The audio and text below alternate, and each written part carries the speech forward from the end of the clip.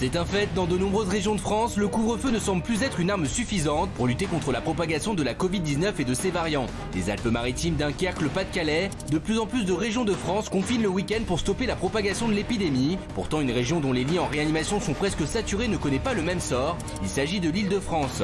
En effet, jusqu'à maintenant, cette région semble être protégée contre la menace d'un reconfinement le week-end. Le gouvernement justifie ce traitement de faveur par plusieurs facteurs, notamment le coût que cela pourrait avoir en termes de dégâts psychologiques, mentaux et sociaux. Il faut dire que Paris est la ville où les habitants vivent dans les plus petites surfaces en France. Toutefois, le Premier ministre prévient que cette situation pourrait changer. Nous suivons au jour le jour cette situation pour nous tenir prêts à tout moment à prendre les mesures que celle-ci appelle. Alors, faut-il confiner l'Île-de-France ? Et ça y est, ils sont là, ils nous ont rejoints. Faut-il confiner l'Île-de-France? Ah tiens, oula, il y a Johan, habitant de Calais, qui est déjà énervé, mon yo-yo, que j'aime beaucoup, il le sait. Ça va, mon yo-yo? Ça va très bien. Ah, il est énervé, mon yo-yo, là, ça va partir en cacahuète. J'ai la République en marche juste devant moi, tu regardes. Il a la République en marche juste devant lui. Alors, elle est jolie. Elle est jolie, ouais. Ah là, et elle est intelligente, jolie.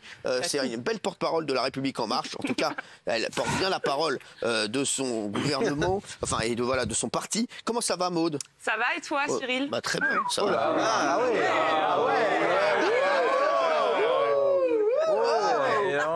Ça va, Maud, et toi, Maud? Ce que je vois, il y a des affinités partout, quand même. Bah, t'as vu, toi, comment je t'embrassais? Ah ouais, Eh oh, ouais, on est restés 2 ans ensemble, on ne pourra pas dire. Je suis déjà venu pour les Gilets jaunes, déjà. Ouais, bah je sais, mon chéri. Bon, il y a plein de gens qui disent Jean-Marie Bigard, on t'a reconnu, c'est bien, c'est pas Jean-Marie, hein, c'est Yo-Yo. Merci, Johan, en tout cas, d'être là, et tu sais que je suis très content de te voir aussi. Et il y a Laurent Alexandre, chirurgien et essayiste. Alors, Laurent Alexandre, c'est une pointure, donc il va nous éclairer aussi sur ce sujet. Merci, Laurent Alexandre, on s'était vu par Zoom. Et vous êtes beaucoup mieux en vrai. Merci. Alors, est-ce que vous pensez qu'il y a une justice, vous, Johan, entre Paris et Dunkerque, par exemple? Pourquoi on a... Voilà, Dunkerque, vous êtes confinés, et nous, et pas Dunkerque, Calais, enfin les Hauts-de-France. Ça, et Calais, voilà, tout ça, oui. Ouais, les Hauts-de-France, enfin non, on comprend pas trop, parce que, je veux dire, chez nous, aussi bien les restaurateurs, enfin tout le monde râle, tout le monde était prêt, enfin certains restaurateurs, des amis qui étaient prêts à ouvrir, à être hors la loi, parce qu'ils en auront le bol, et c'est compréhensible. Pourquoi Paris n'est pas confiné alors qu'on est à 500 cas pour 100 000 habitants, ouais. Que chez nous on est à 350 cas par habitant. Nous sommes 6 millions dans le Pas-de-Calais, enfin dans les Hauts-de-France. Hein. Ouais. Picardie, Nord et Pas-de-Calais. Vous êtes 12 millions en Île-de-France. Donc vous êtes à peu près à 25 000 cas de Covid et nous on est à 14 000, un truc comme ça. Donc je ne comprends pas pourquoi le gouvernement, on a un Premier ministre qui s'appelle Albert Dupontel, qui ne fait certainement pas rire. Donc lui, je ne comprends pas pourquoi il ne confine pas Paris et qu'il nous confine nous. Pourquoi nous faire rentrer à 18h? Je vais prendre l'exemple tout alors, bête. Paris, il y a le couvre-feu aussi. Oui, mais la différence, c'est qu'à 18h à Paris, je l'ai remarqué en arrivant, il n'y a personne de rentrée. À Paris, il n'y a personne de rentrée. Hein. Ouais. Tandis que chez nous, en province, oui. Parce que les amendes, je peux vous dire, j'ai pris le péage de Senlis, ils étaient une trentaine de gendarmes. Hein. Ouais. Donc voilà.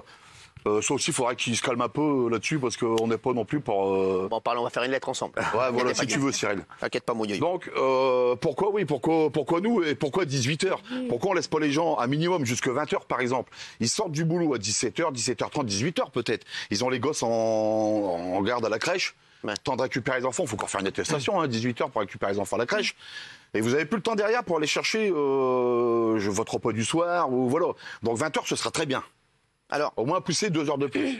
Alors, Laurent Alexandre, est-ce que la situation en Île-de-France permet encore de ne pas faire de confinement le week-end ou de ne pas durcir les mesures? C'est très compliqué, compte tenu du Waterloo vaccinal, c'est-à-dire du retard énorme qu'a pris l'Europe par rapport aux pays développés dans la vaccination. La France vaccine beaucoup plus lentement que le Maroc, que le Chili. Je ne parle même pas d'Israël qui a fini le programme de vaccination. Donc on n'a pas encore d'immunité collective en Europe, à part l'Angleterre qui a vacciné extrêmement rapidement. Donc les chiffres, vous les connaissez, ils sont absolument apocalyptiques en Europe. On n'est pas bien placé. L'Europe, même l'Allemagne et l'Allemagne, l'Italie, c'est pas beaucoup mieux. Hein. Non mais l'Europe ne fait pas mieux que la France.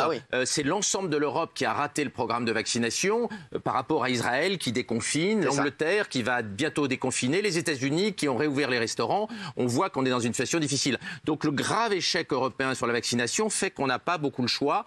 On va devoir reconfiner au moins partiellement en Île-de-France, mais bien sûr qu'on a été injuste et que, compte tenu du poids économique énorme de l'Île-de-France, on a retardé au maximum le reconfinement de week-end en Île-de-France, alors qu'on a tapé sur les gens des Hauts-de-France. Mais il faut savoir que le confinement est objectivement moins bien respecté à Paris que dans les villes pauvres du Nord-Pas-de-Calais, pour une raison simple, c'est que la haute bourgeoisie parisienne, elle s'en fout de payer l'amende. C'est ça.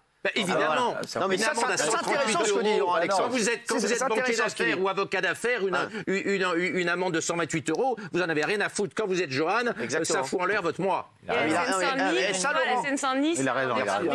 Mais il parlait de Paris intramuros, il parlait pas du 9-3. Mais tu sais que tu peux pas confiner uniquement Paris intramuros. J'ai pas dit que c'était simple. J'ai dit qu'effectivement aujourd'hui il y a 2 poids 2 mesures et que le Nord-Pas-de-Calais pauvre est moins bien traité que les élites parisiennes.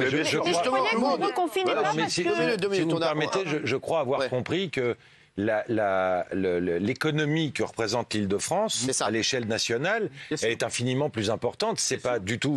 Je crois que c'est pas la France des riches contre la France. C'est un tiers, c'est à peu près 30%. Voilà, et je crois que c'est dramatique. C'est assez parisien de considérer que la banlieue parisienne, enfin que l'Île-de-France est riche.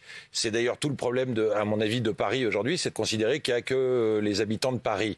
Il y a aussi, effectivement, comme vient de le dire ma voisine, les habitants. Voilà, il y a le 93, il y a le 91, il y a le 94. Juste la question que tout le monde se pose, Maude, c'est est-ce que... Parce qu'il faut répondre à cette question, tous les gens, on le voit sur les réseaux sociaux, ils disent, voilà, ils n'ont pas reconfiné Paris parce qu'il y a tellement, et l'Île-de-France, il y a tellement d'enjeux économiques ils veulent préserver Paris. Est-ce que c'est vrai ou pas, ou c'est une légende, ça ? Ça fait forcément partie de données qui ont été prises en compte. Mais de la même façon que les données sanitaires, on parlait tout à l'heure du taux d'incidence.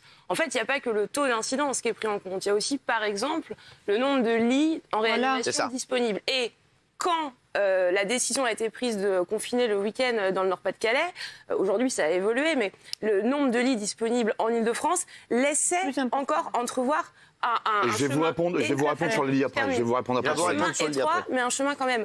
Il n'y a pas de parisianisme, honnêtement, de la part du gouvernement. Et j'entends, on peut faire tous les reproches qu'on veut, je les entends, je suis prête à en débattre, mais vous ne pouvez pas dire que Jean Castex est trop parisien. Là-dessus, je ne vous croirais pas. Johan, tu te sens lésé? Tu te dis pourquoi? Bien sûr, on n'a pas de vie. Déjà, le confinement, 18h, on peut strictement rien faire, c'est boulot, dodo, métro. Et puis le week-end, tu peux rien faire. Tu fais quoi dans la vie déjà, Yo-Yo? Moi, je suis agent de maîtrise dans une industrie chimique, produits destinés à la pharmacie. Ah ouais, quand même. Des vaccins? Non, on aimerait bien. Si vous avez le marché pour nous, il aurait été preneur à Yo-Yo. J'en parlerai à mon PDG. Johan, tu sens qu'il y a une injustice, toi? Parce que j'ai l'impression que tu le vis comme une injustice. C'est une injustice. Tes potes, ils disent pareil à Calais? Mais c'est mort, c'est désert. Alors que Calais, ce qu'on appelle Calais Nord aussi, mais sa vie, c'est un truc de malade. Même si je suis pas ami avec la maire de Calais, Madame Bouchard, des Républicains, elle fait beaucoup de choses pour Calais. C'est une belle ville, elle fait beaucoup de choses. Mais quand vous entendez qu'il y a des personnes qui se disent qu'il y a comme une injustice, Maude Bréjon, qu'est-ce que vous leur répondez? Encore une fois, c'est ce que je disais avant la pause, c'est-à-dire que quand la décision elle a été prise, il y avait encore des critères en Île-de-France qui permettaient d'espérer qu'on ne confine pas. C'était pas le cas dans le Nord-Pas-de-Calais, c'est pour ça qu'il y a ces décisions qui ont été prises. Il y a aussi des vaccins supplémentaires. Ouais, mais là, vous avez dépassé largement le taux. Vous voyez bien que la situation, elle a évolué. Mais je vais vous dire un truc, que vous confiniez ou ne confiniez pas Paris, je m'en fous royalement de Paris. C'est ça. Moi, c'est qu'on arrête de nous embêter et qu'on arrête ce cirque le week-end. Et en même temps, vous pouvez sortir, vous avez une carte de la République en marche, monsieur Castex, que j'appelle Albert Dupontel, parce qu'il fait rire tout le monde, lui, sauf moi. Et puis tout le gouvernement, de toute façon, ce gouvernement-là, c'est un cirque à lui tout seul. Non, mais bon, voilà, c'est mes opinions. Yo-Yo, il est incroyable. Non, mais voilà, après, je vais vous dire un truc. Le week-end, bon Dieu, foutez-nous la paix, laissez-nous profiter des magasins et sortir. Non, mais Johan, ce qu'il veut, il veut pas, lui, il se dit pas, moi, les autres, je veux qu'ils soient confinés comme moi. Non, je m'en fous de Paris, je m'en fous de Paris soit confiné. Tu t'en fous. Tout à fait, c'est la question d'injustice qui était posée à la base, donc c'est là-dessus que je répondais. Non, mais juste Maude, elle a dit que ça avait évolué et que là, maintenant, les chiffres montrent. Et est-ce que les chiffres sur la région des Hauts-de-France baissent pour savoir si eux vont peut-être être déconfinés? Parce qu'il y a plein de régions en France. Non, parce que là, on est un peu. Justement, on va revenir sur Maude, elle parlait de. Je vous appelle Maude. Hein. Ouais, je vous en prie. Bah, elle est sympa, Maude. Donc, alors lui, celui-là, il est venu pour chiner ici. Tranquille, hein, bébé. Je viens de divorcer le mois d'octobre. Non, c'est pas vrai. On va en parler, tu vas revenir pour en parler. Donc, non, mais pour revenir sur tout à l'heure, vous parliez des lits. Moi, je vais vous dire un truc. C'est facile de dire aujourd'hui, nous, on est à 91-93% de l'IPRI en réanimation dans les hôpitaux des Hauts-de-France. Hein.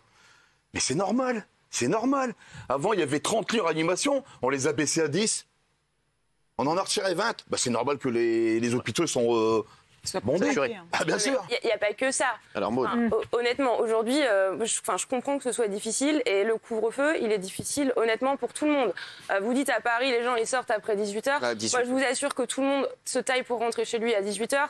Et quand j'entends certains faire du parisianisme à la Anne Hidalgo, en expliquant qu'à 18h à Paris, c'est le milieu de l'après-midi, comme si quand moi je rentrais en province chez mes parents dans le Poitou-Charentes, à 18h, c'était une soupe. C'est Anne Hidalgo qui a dit ça, elle a dit quoi ? Non, mais je vais vous dire, après maintenant, que Paris sorte après 18h, parce que Paris va faire la guinche, la danse, il y a aujourd'hui, vous le savez, moi, Paris, je m'en fous royalement. Royalement, parce que je vois, c'est chez moi, dans le Pas-de-Calais. Attendez, je termine. Il y a de plus en plus de variants. Le nombre de lits en réa, il y en a de moins en moins. Et donc, ces décisions-là, le président de la République, il les prend pas par plaisir, il les prend pas pour vous embêter, il les prend pour protéger les Français, parce que c'est sa première mission. Il protège pas Paris, alors. Il protège pas Paris. Il protège les Hauts-de-France, c'est pas Paris. Et vous voyez bien que vous êtes mieux protégés que les Parisiens. Mieux protégés que les Parisiens. Il y a des contraintes supplémentaires dans quelques temps, parce que la situation en Ile-de-France n'était pas la même. Et faut pas jouer une région contre une autre. Non, je ne joue pas une région contre. Je viens de vous dire que Paris, qui les confine ou les confine pas, je m'en fous royalement. On s'en fout, nous, dans le Pas-de-Calais, royalement. Eux, ils veulent juste être déconfinés. Nous, on va être déconfinés le week-end. Point barre. Non, mais juste Par contre, attends, Cyril, je vais te prendre, un autre exemple. T'as divorcé, toi ? Je vais vous prendre un autre exemple. J'ai des amis qui travaillent dans des boîtes de transport sur Calais, puis les environs, qui traversent, vont en Angleterre. Ils sont en Angleterre toute la semaine. J'ai un ami qui s'appelle Reynald, qui travaille peu. Il s'appelle Reynald. Reynald, on l'embrasse. Reynald, il travaille chez XPO. Lui, il fait l'Angleterre depuis 20 ans. Ouais. Il traverse tous les jours, là. Il n'est pas vacciné. Comment ça se fait? Il y a rien anglais. En Angleterre ? Ouais. Mais parce que, en fait, aujourd'hui, il y a eu des contraintes sur les frontières, effectivement, qui ont été mises, où on demandait des tests. Il y a aussi des différences qui ont été faites avec les personnes transfrontalières qui traversent. Il y a 300 000 personnes qui partent travailler à l'étranger chaque jour en France. Et donc, il a bien fallu aussi cette souplesse-là, parce que sinon, votre ami Reynald, alors justement, il n'y aurait pas eu ça. On aurait fermé comme un bloc les frontières. Savez-vous, Maud? Attends, je termine. De façon opaque, il aurait été dans les bouchons tous les matins pendant 5 heures. Alors juste, il y a une nouvelle rubrique dans cette émission, si vous nous rejoignez à 20h45, un pote, une question, c'est avec Yo-Yo, on va parler... Non mais c'est GG également, GG. Non mais Yo-Yo, ça te va la réponse ou pas? Mais qu'est-ce qu'ils ont... la réponse ou pas? Oui, non, mais parce que Maud, elle sait pas comment elle est là à Paris, elle sait pas comment ça se passe. Alors juste je vais vous dire, Maud, comment ça se passe en Angleterre. Les camions sont alignés, les chauffeurs sont alignés, et au bout d'un mois, ils ont un nez comme un compteur à gaz. À force de faire les tests. Alors, juste, les chéris, qu'est-ce que vous en pensez, Guillaume? J'entends. On parle d'injustice, mais il y a un autre argument qui penche en faveur des Parisiens et des grandes villes, c'est que ceux qui ont le plus souffert du confinement, ce sont les Parisiens et les habitants des grandes villes. À Paris, il y a plein d'habitants, il y a plein de personnes qui habitent dans 10 mètres carrés, dans 15 mètres carrés, alors que dans les grandes villes, en province et à la campagne, les gens habitent dans des maisons, dans des surfaces plus grandes. Je ne veux pas faire de généralité, mais c'est vrai, quand vous habitez dans 12 mètres carrés à Paris, c'est beaucoup plus difficile que quand vous êtes dans une maison. Donc ça, c'est un argument. Non, mais c'est un bon argument. Et même Yo-Yo, il est... Non, mais il a raison. Quelqu'un qui vit dans 10 mètres carrés, il va péter un câble. Que nous, on est en province. Moi, je suis même à côté à la campagne. J'ai du terrain, j'ai une cour.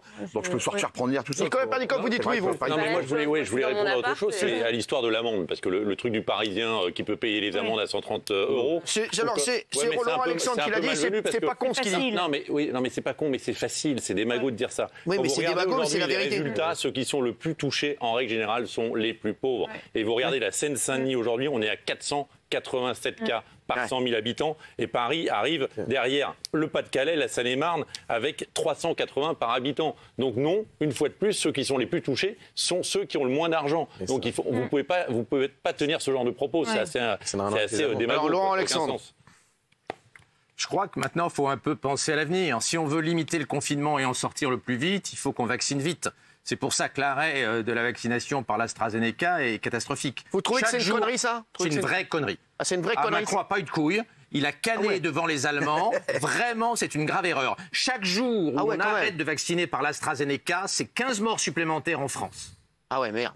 Ben oui, les gens qu'on vaccine pas ou qu'on vaccine plus tard, il y en a qui vont mourir parmi les non-vaccinés. Pourquoi les autres pays, ils ont dit on arrête aussi l'Allemagne? Non, l'Allemagne a dit en premier, j'arrête. Elle a dit en premier, une heure après, c'était Macron. Tous les pays ont suivi les uns après les autres. Parce que l'Allemagne est à quelques mois des élections et le parti de Merkel va extrêmement mal et a peur de perdre les élections. Et il ne veut pas se fâcher avec les anti-vaccins.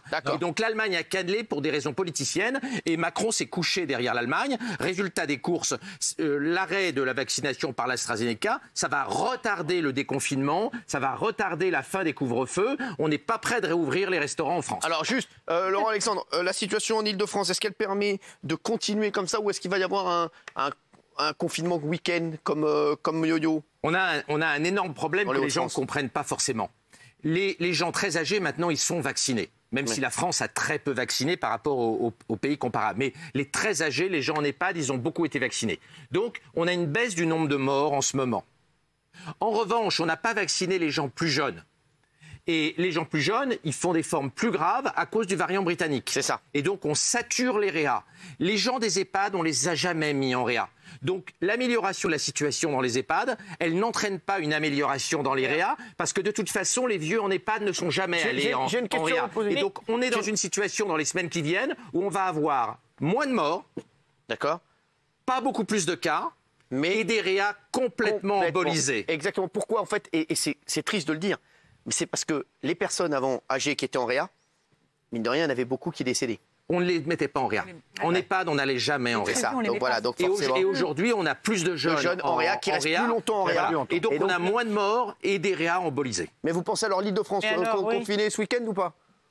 On peut pas savoir. On a vu que Castex a dit avant-hier on continue l'AstraZeneca et puis quelques heures après Macron a dit on arrête l'AstraZeneca. Donc c'est imprévisible. On fait quoi des 1,5 million vaccinés AstraZeneca? On va en faire quoi des 1,5 million là? Non mais là normalement a priori de ce que nous a dit la ministre, voilà, ça va repartir. Ça va repartir et c'est ce qu'a dit Laurent Alexandre. Il a dit que c'était une connerie d'avoir arrêté. Donc forcément, Maud, on va à votre avis confinement ce week-end ou pas? C'est votre avis. Là je parle pas à la porte-parole de La République En Marche. Je parle à l'ami.